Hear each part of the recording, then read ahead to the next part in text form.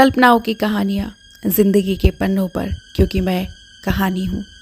खूनी दरिंदा भाग 4, a murder mystery suspense and thriller story. सेठ जी अपने बंगले के बाहरी बरामदे में खड़े बड़ी ही बेचैनी से इंस्पेक्टर तिवारी का इंतज़ार कर रहे थे।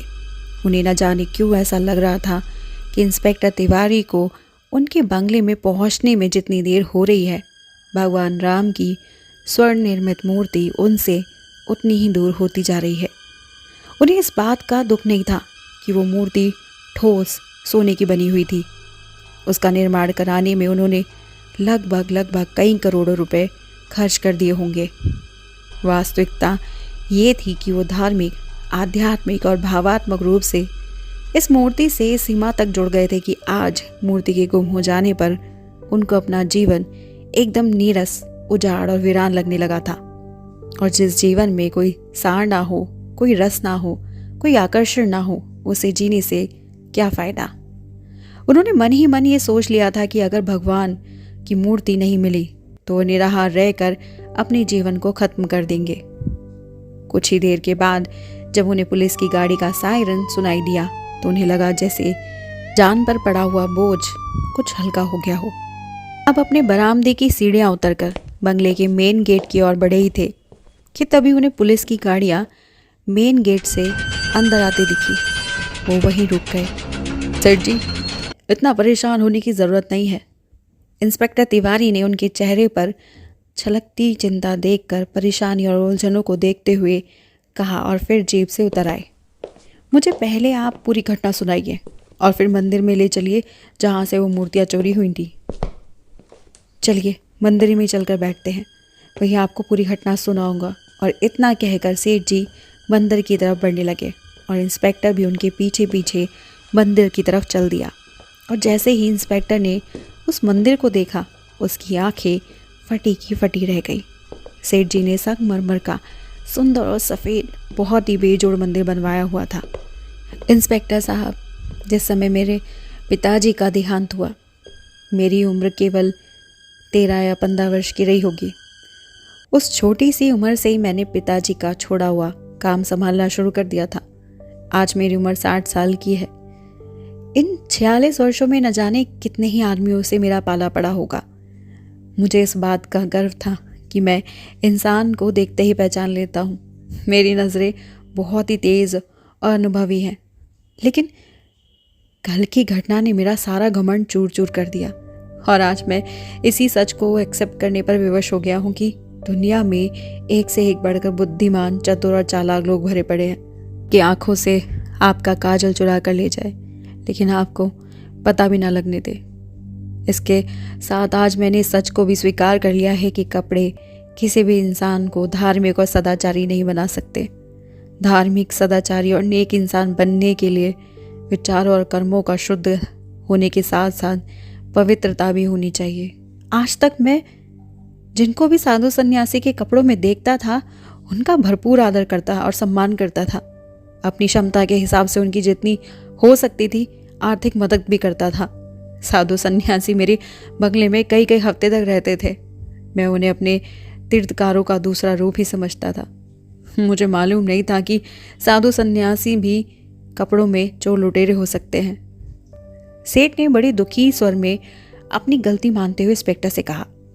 अब इंस्पेक्टर भी सेठ को समझाते हुए कहता है, देखिए, इसमें आपकी नज़रों का कोई दोष नहीं है। असल में जो इंसान जैसा होता है, दूसरों को भी वो वैसा ही समझता है।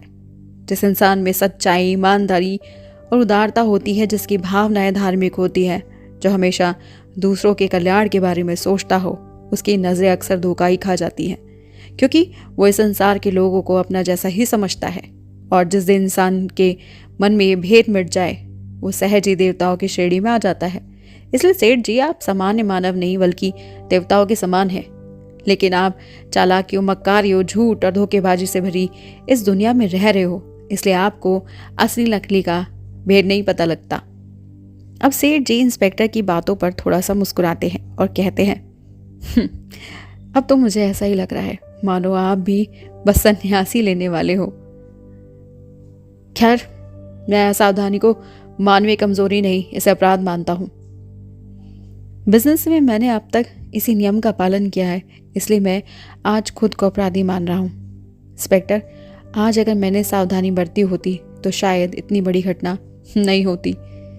इंस्पेक्टर एक गहरी सांस लेते हुए कहता है, सेठ जी, ऐसा आपका सोचना है। इस दुनिया का नहीं और अब की दुनिया में काफ़ी बदलाव आ गया है। ये वो 45 साल वाली पहली दुनिया नहीं है। अब वैसे भी आपने हमें इन्फॉर्म करके अपना काम कर दिया है। अब इसके बाद आगे क्या करना है ये हमारी सिरदर्दी है। आप चिंता छोड़कर अपना पहले जैसे डेली रूटीन स्टार्ट कर दीजिए। अपने घर में मंदिर बनवाने से पहले भी तो आप किसी और मंदिर में जाते होंगे, तो तब तक आप वहीं जाकर पूजा पाठ कर लीजिए। सेठ जी एक उम्मीद भरी आवाज़ से बोलते हैं, ठीक कहा आपने इंस्पेक्टर साहब। इस दुनिया में गिने चुने लोग हैं जिन्होंने अपने आराध्य देव का मंदिर अपने घर में बनवा रखा है। नहीं, इस देश की आधे से भी ज़्यादा जनता सार्वजनिक मंदिरों में जाकर पूजा पाठ करती है और अचानक बोलते बोलते रुक जाती है और कुछ समय बाद बोलते हैं, सच बोलो तो इस संगमरमर का मंदिर और भगवान की सोने की मूर्ति बनवाने के बाद मुझे घमंड हो गया था। अब जो भी कुछ हुआ ठीक हुआ, कम से कम मेरा घमंड तो चूर चूर हो गया। मंदिर में बिछी चटाई की तरफ इशारा करते हुए सेठ जी ने कहा, रात के 11 बजे जब मैं मंदिर से वापस गया था तब वो कपटी इस चटाई पर सोया था। अब इंस्पेक्टर तिवारी मंदिर में उस कोने में चला गया जहाँ चटाई बिछी हुई थी। वो घुटने मोड़कर चटाई के पास बैठ गया और बड़े ध्यान से चटाई के आसपास की जगह और दीवारों को देखने लगा। अचानक से वो चौंक गया। संगमरमर की दीवारों पर छोटे छोटे काले गोल निशानों को देखकर और फ्लोर पर जहाँ तहाँ सिगरेट की राख जैसी पड़ी हुई थी। इंस्पेक्टर ने इस बात से अंदाज़ा लगाया कि वो पाखंडी पंडित चोर सिगरेट भी पीता है। मुझे लगता है आपके जाने के बाद वो काफ़ी देर तक इस चटाई पर बैठे बैठे सिगरेट पीता रहा होगा। जो ये गोल गोल काले निशान है, इसको देखकर लगता है कि वो सिगरेट को इस दीवार से लगाकर बुझा देता होगा, शायद से किसी के आने की आहट सुनकर। मुझे ऐसा लगता है कि उसे लगभग 20 से 22 सिगरेट जलाई होंगी। ऐसा ये दीवार पर बने निशान बता रहे हैं। लेकिन वो जो भी कोई था बहुत ही चालाक था, क्योंकि उसने सिगरेट के टोंटे या नहीं फेंके, शायद किसी चीज़ में उनको डालकर रखता रहा होगा और उसे सिगरेट जलाने के लिए माचिस का नहीं बल्कि लाइटर का इस्तेमाल किया है, क्योंकि फ्लोर पर एक भी माचिस की तिल्ली नहीं पड़ी है। अब सेठ जी, जो अब तक अपने आप को अपराधी मान रहे थे, अचानक से उनको गुस्सा आने लग जाता है। अब आगे की तहकीकात में क्या निकलता है? क्या पुलिस को चोर का कोई सुराग मिलता है या नहीं? क्या ये दोनों चोरी आपस में एक दूसरे से कनेक्टेड है? जानने के लिए जुड़े रहिएगा हमारे अगले भाग में भी।